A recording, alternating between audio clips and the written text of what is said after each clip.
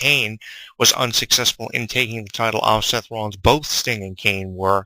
So that leaves the door open for Sting to make a return and possibly challenge Seth Rollins, building up for the Undertaker versus Sting match. And, I just think Sting is looking for a reason to come back, and one of those two reasons could be to target Seth Rollins after Rollins broke his neck after a top rope powerbomb, or to take out the Undertaker and end the Undertaker's career. There are so many things that could happen over the next couple of months, but I think it makes for an exciting few months for wrestling fans, and I don't think there's ever been a more exciting build for WrestleMania since at least WrestleMania 24 or 25. It's been a couple of years since we've seen an exciting build for WrestleMania, and some of the more exciting builds for WrestleMania have been at the expense of people like The Undertaker, who've retired Shawn Michaels at WrestleMania, or matches like The Undertaker versus Triple H during the streak of The Undertaker. That was when The Undertaker provided us with some of his greatest WrestleMania moments, and some of the greatest WrestleMania moments, definitely with a period or exclamation mark put at the end of them, were given to us at the expense of the streak. Now, a lot of people feel like with the streak not intact for The Undertaker, and The Undertaker not going into WrestleMania 32 defending that streak after having so many victims put behind him in that streak of over 10 world champions, all 3 members of Evolution, so many people have fallen victim to The Undertaker up until Brock Lesnar defeated him at WrestleMania 30 about a year and a half ago. A lot of people feel there's really no significance with the Undertaker-Sting match at WrestleMania. I think with or without the streak intact going into this match, there is a great deal of significance on this match, because I keep going back to the final nail in the coffin of The Undertaker. I mean, who else is going to end The Undertaker's career at WrestleMania? We don't want to see it be John Cena. We don't want to see it be Randy Orton. We want to see it be somebody who's had history with The Undertaker, or someone who could have history with The Undertaker. And even though Sting has not really had history with The Undertaker, that comparison between these two characters have been thrown around for years. So many people talked about it in World Championship Wrestling. So many people talked about it in WWE, if not more. And so many people have talked about it in the wrestling business in general. And it's been popping up on professional wrestling news websites like PW Insider, PWTorch.com, ProWrestling.net, ProWrestling.com so many times. It's been talked about and reviewed so many times over the last close to 15 years. So if there ever was going to be a time we would see this match, it would be now. And with how many dream matches have been discussed, from CM Punk to Stone Cold Steve Austin to The Rock versus Brock Lesnar, I think this is one of these matches that can be put in that category, and you can kind of get away with saying that this match will probably happen, if not in 2016, sometime within the next 3-year period, up until at least 2019.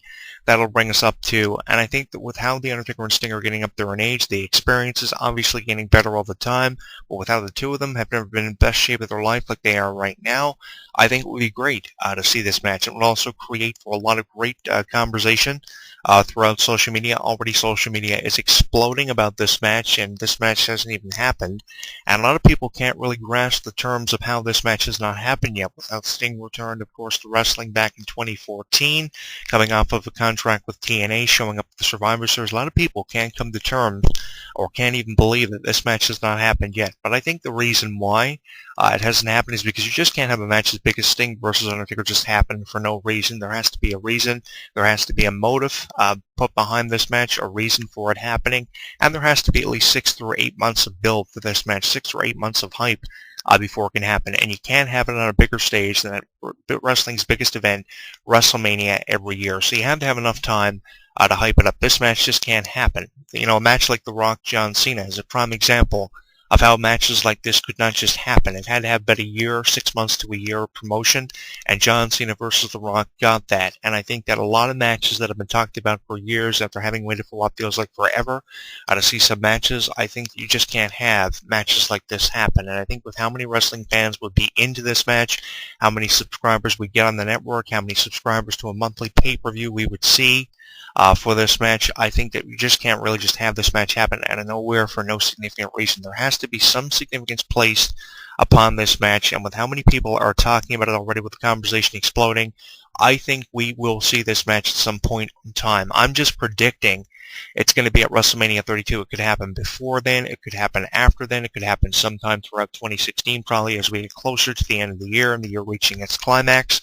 And along with everything else that has to tie in significantly with the upcoming year of 2016, with who's going to be the number one contender of the championship, who's going to be the champion by the time we get past WrestleMania 32. There's a lot of stuff that could tie in and play a great deal of influence on how the Undertaker Sting match comes to be. But I mean, really, what is there left for names like The Undertaker and Sting to give us only this dream match that's been talked about for years? We've been hearing about it in fantasy columns for wrestling magazines like Sports Illustrated and Wrestling Illustrated. We've been reading about it on professional wrestling news websites. So it's time for this match to happen. And I mean, you couldn't have a bigger match for these two wrestlers to headline in and to offer a great deal of experience to wrestling stars of the new generation. I think wrestling stars of the past and the new generation will be equally as excited to see this match, and I think everybody is going to be tuning in to see this one to find out how it all plays out and how it all goes, especially with how I've been a really big fan of both The Undertaker and Sting's characters for years. You can bet your last dime that I'm going to be tuning in to see this match wherever I'm to or whatever my circumstance is at that point in time.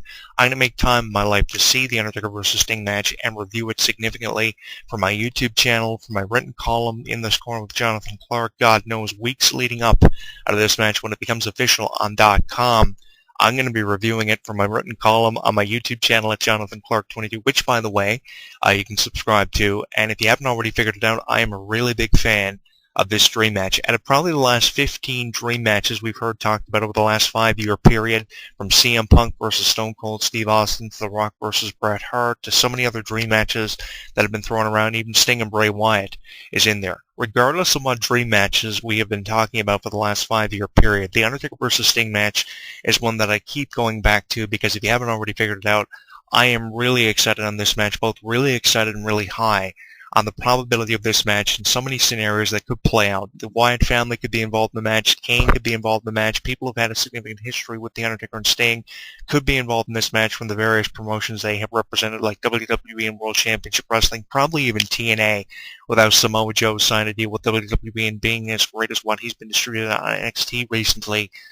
There's so much that could go on with this, and there's so many ways that this one could go. And I think what's going to come down to is how much the Undertaker and Sting want to go through with this match, and how much each one of them want to win this match and stand out over the other and leave an everlasting impression, regardless of how this one goes. I think this is going to be a match that we've wanted for years, obviously, and one that's going to be talked about through the ages, leaving images still in their minds that we are not going to forget about anytime soon. And The Undertaker versus Sting, standing across from each other in a 20 by 20 foot ring at a WrestleMania, a SummerSlam, regardless. It could be at a house show.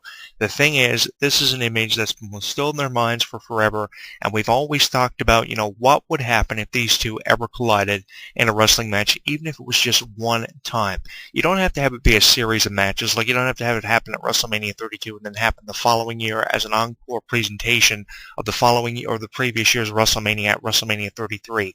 You don't have to have it happening year after year after year, or have it happen at WrestleMania 32 and have the rematch at SummerSlam in the summer of the same year, which would be 2016, obviously. Even if it just happened one time, I think we would see an incredible boost in morale in professional wrestling, an incredible boost in ratings, and people will be just talking about this in the way of explosive conversation. I think it would blow social media up, no matter if you're talking about Facebook, Twitter, YouTube, Google+. Everybody will be putting prediction videos on their YouTube channels. Everybody will be tweeting Undertaker Sting content, posting it on their Facebook walls, sharing it amongst their friends on their Facebook contact list. I think it would be just amazing seeing the conversation, just hearing about this match, even if it was just 6 weeks before the match that we got conversation going about it. The thing is, there's so much that can happen from this match, and the possibilities are literally endless with this. And The Undertaker could win, Sting could win to cap off an incredible career for both individuals. There's obviously a reason. Let's face the facts. There's obviously a reason why Sting signed a contract with WWE. Obviously, it was because he was offered a great deal to come back. But I think he's back for ultimately something greater than losing all the time to names like Triple H and Seth Rollins. Sting's at a point in his life where he doesn't need a championship to become a bigger name than what he already is. He's an established name that we've known about for years. Of course, he won his first major title back in 1989-1990 at the Great American Bash pay-per-view in an incredible match with the likes of Ric Flair. And ever since then, Sting has been an incredible name with wrestling that's always been affiliated with greatness in the wrestling industry, no matter if you're talking about him in World Championship Wrestling, TNA, on the independent level, and now he's on the biggest stage of them all in the WWE. But I think ultimately Sting is going to get something out of signing with the WWE, and the thing is, he has to win. So you can kind of get away with predicting that Sting will come out of this match as the winner, and something ultimately greater will be achieved for the icon Sting, the icon, the vigilante, whatever you want to call him, the phenom, the dead man, with regards to The Undertaker. There are so many possibilities, and as I mentioned, the possibilities are literally endless when you're talking about a match like The Undertaker versus Sting. I mean, what else is there to talk about in the way of a dream match? CM Punk versus Stone Cold Steve Austin, which we know is a match that will probably never happen. And if it did happen, Stone Cold Steve Austin will probably just come into the match. CM Punk wouldn't be able to put his hands on Stone Cold Steve Austin, and it would just be a clinic from Stone Cold Steve Austin because of Stone Cold having knee issues for years. So really, what else is there other than CM Punk versus Stone Cold Steve Austin? We know Bret Hart versus The Rock or The Rock versus Brock Lesnar have no chances of happening. So if we're going to see this match between The Undertaker and Sting, let's get going with this. And if people like Kane and people with the history of The Undertaker and Sting for years are going to be involved in it, let's see something get put into fruition for this to happen, because we know wrestling fans want to see it. Obviously, WWE knows that wrestling fans want to see it, but they are just ignoring our chance of Undertaker every time Sting is in the ring. They can't kayfabe the fact that they hear the chance of Undertaker when Sting